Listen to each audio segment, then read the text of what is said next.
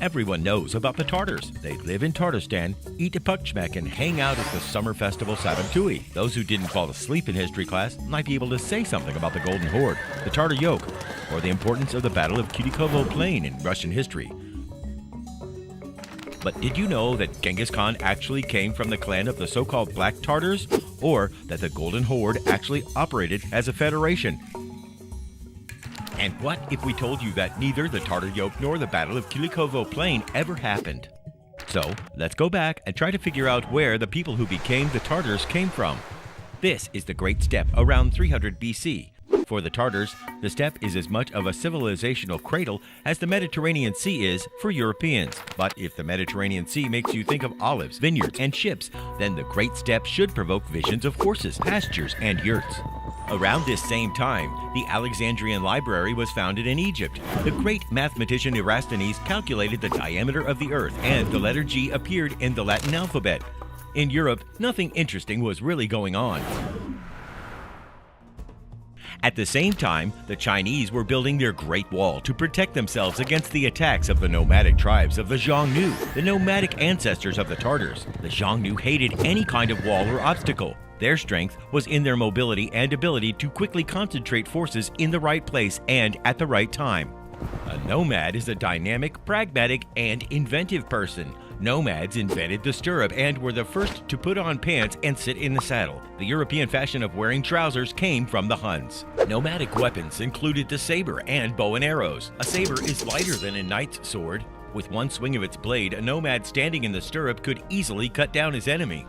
A nomad's wife could assemble a yurt in 2 hours and tear it down in 30 minutes. In the winter, a yurt was warm, and in the summer, it kept cool. Large yurts were put on carts and hauled by buffalo. From a distance, they looked like a city moving along the steppe. The dome of the Khan's yurt was covered with gold. The Khan's headquarters was known as the Golden Horde. The nomads believed in a single god of the boundless sky and sun, Tangri. They slaughtered cattle and sacrificed them in a large boiling cauldron known as a kazan. The head of the clan, surrounded by the entire tribe, carried out the sacrificial rituals. Who was a nomad's best friend? A horse, of course. Each male nomad had at least 4 horses which could serve as transportation, housing, and food. The classic Tartar horse was unpretentious, ate fodder, and could travel hundreds of kilometers in both heat and cold.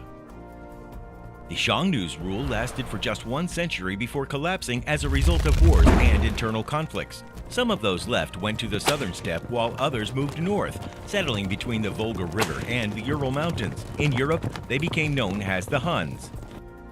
In the 4th century, the Huns united under Attila, invading Europe and conquering territory from present-day Chelyabinsk to Munich, simultaneously prompting the Great Migration of Nations. Attila's luck ran out fighting the Goths in the Battle of the Catalonian Plains. Many of his people then settled in Crimea. One can still find traces of the Huns in the genes of Bavarian barons. Attila was preparing to settle in the territory of present-day Hungary and rule his empire from there, but his young wife poisoned him. After Attila's death, the alliance of the Huns disintegrated. In the 6th century, the Turks grew in strength, having learned how to forge incredibly strong sabers thanks to their unique method of melting ore at a temperature of 1400 degrees. The Turks created the Turkic Khaganate. Over the course of a century, they conquered the lands along the Silk Road, bringing all international trade under their control. Turkic language and culture spread alongside gold, silver, furs, spices, and silks traveling on camel caravans. Beginning in 522, the Turks began using runic writing. They read in columns, like on this epitaph, carved in stone in honor of the Prince Kultigin of the Second Turkic Khaganate. The Turkic Khaganate began diplomatic relations with the Chinese, who wrote the first accounts of the Tartars.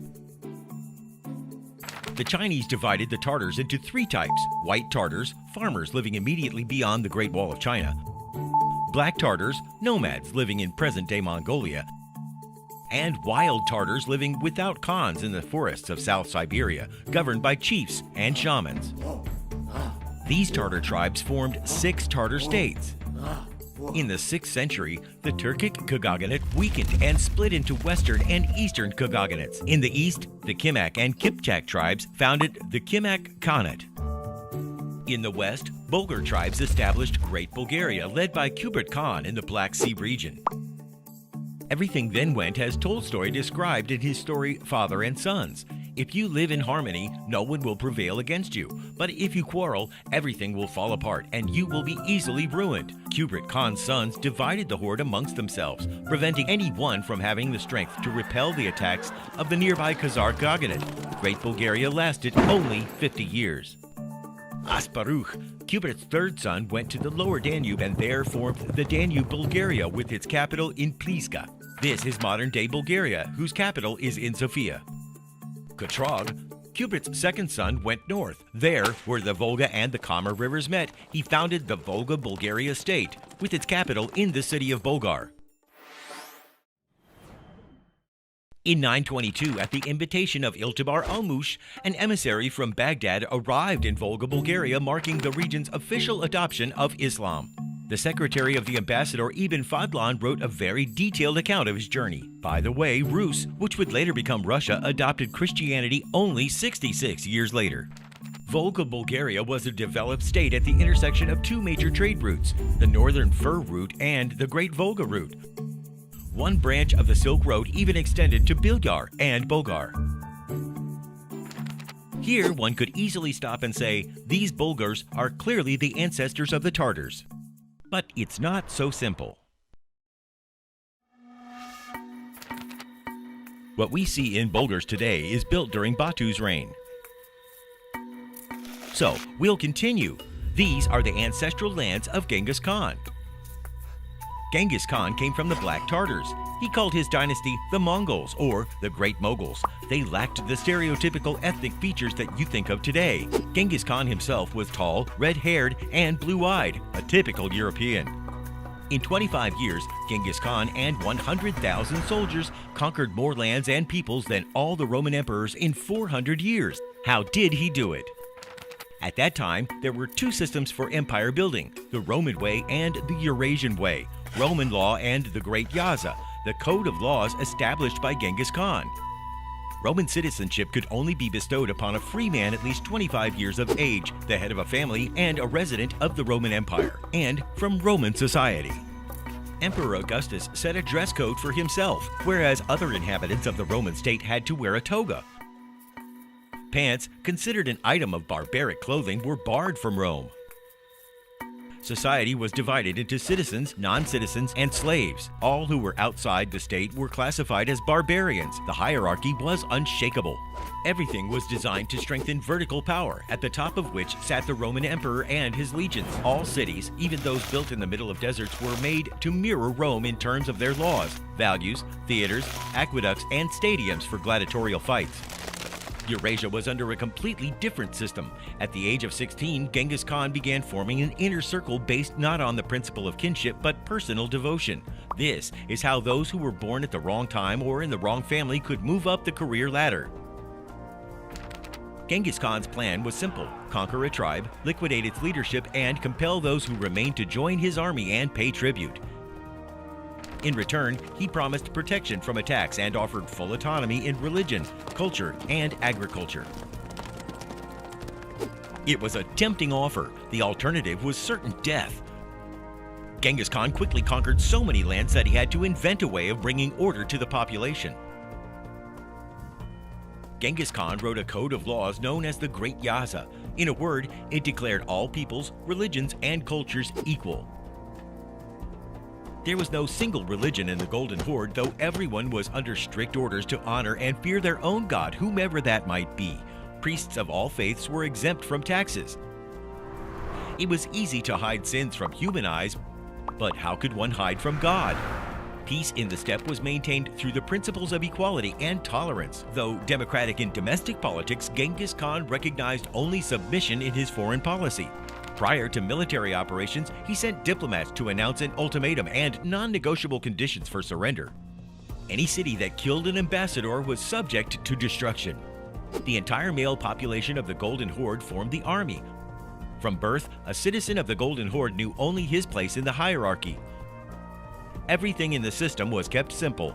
Warriors were divided into tens, hundreds, thousands, and tens of thousands.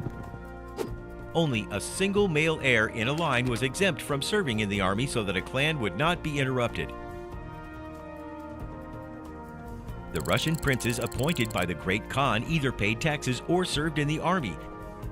In return, they benefited from secured borders, safe roads from Crimea to China, and a stable financial system. In this way, the Golden Horde, later nicknamed by the Russians the Tartar Yoke, lasted until the 15th century. After a time of troubles, the plague, and the invasion of Tamerlane, the empire began to weaken. Cities such as the capital of Saray began to die out. Its function passed to the city of crime, now Stary Crime, which claimed the legacy of the Golden Horde.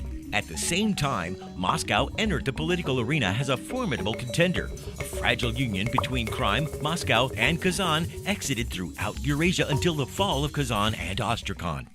In 1552, Ivan the Terrible sacked Kazan. The year before, he built a military base in nearby Shvaysk. Everybody in the region took sides, either with Moscow or Kazan. Ivan the Terrible attacked Kazan with the cavalry of the Kazim Khanat's leader, Shah Ali. Ivan the Terrible had an army of 150,000 people and 150 cannons. In Kazan, he was opposed by 33,000 soldiers. Using gunpowder, Ivan blew up the city wall and stormed in. St. Basil's Cathedral, standing in Moscow's Red Square, commemorates this event. When Kazan fell, the Tartars lost their statehood. The Astrakhan Khanat subsequently fell, followed by the Siberian Khanat and later the Crimean, after which the Tartar factor faded from the world arena. The myth of Queen Siumbiki is connected with the capture of Kazan. She allegedly refused to marry the Tsar and leapt to her death from the tower that now bears her name. In fact, the tower was built in the early 18th century, and Siumbiki was married in 1551 before the capture of Kazan. She lived out her years with her husband Shah Ali. The Tsardom of Kazan came into existence, governed personally by Ivan the Terrible. He created the Kazan Diocese, which forcibly baptized some Tartars. Tartar soldiers established new lives for themselves and for their warriors from the cities of Kashira, Kolomna, and Serpikov. In 1708, the Tsardom of Kazan was transformed into Kazan province under the authority of Count Peter Apraxin, a close friend of Peter the Great. From 1733 to 1774, the province was caught up in a peasant war. Tartars flocked to the aid of the Cossack Emelian Pugachev, who even tried to capture Kazan. In the 18th century, the era of capitalism, Tartar elite became successful businessmen and industrialists, making leather, soap, textiles, and paper sold throughout Russia, China, and Central Asia. The most successful brands included Arsk fabric, which accounted for about 50% of the Russian market. The Apanyav, Yuzyanov, Azimov, Barnayev, Guzmanov families got richer, but they also took care of their people, building mosques, schools, and places for public leisure that remain today. By the end of the 19th century, an ideological split emerged among the leaders of the nation. Some Tartars, known as Akademists, wanted to hold on to patriarchal traditions. Their opponents, known as Jadidists, favored Europe and Turkey, secular education, and Western fashion. First and foremost among Jadidists was Gabdullah Tokai. Jadidists published newspapers, printed books, and founded theatrical troupes and clubs. During this time, Tartars dressed as we imagine them now, with tayabatikas, ichigi, kalfiks, and camisoles. Their clothing featured lots of embroidery and jewelry. On the table, one could find ipachmak, lapsha, perimagish, chakchak, and kaistibi. On special events, they competed in the wrestling style known as karesh. During the Bolshevik Revolution of 1917, Tartars declared the independent Idle Ural state, their first attempt at creating a national government. Bulinar Vakitov and Mirsad Sultangliev then proposed a united Tartar Bakshir Republic, though in 1920 the Tartar Autonomous Soviet Socialist Republic was founded. Sultangliev's idea of Islamic socialism became the guiding ideology for Third World liberation movements. Tartars made a huge contribution to the victory over fascism. Of the 11,519 Soviet soldiers named heroes of the Soviet Union, Tartars made up the fourth largest group. The sacrifice of the poet Musa Jalil as he suffered and died in a Nazi prison personified the fighting spirit, bravery, and patriotism of the Soviet people. The country's most important military-industrial base was located in Tatarstan too. Science and culture continued to grow in the Tartar Republic. The oil, petrochemical, aviation production, automotive, agricultural, and other industries flourished during these years. Academic achievements and science helped the Republic become one of the most industrially developed regions in the Soviet Union. Tartar culture, particularly music, literature, and theater, blossomed. The next stage was 1990, which marked the declaration of the state's sovereignty of the Republic of Tatarstan. Tatarstan is now in its third decade as an independent subject within Russia, strengthened by its own history, politics, economy, culture, international relations, and sports. It is home to successful petrochemical, construction, automotive, aviation, and agricultural industries. What else can one say?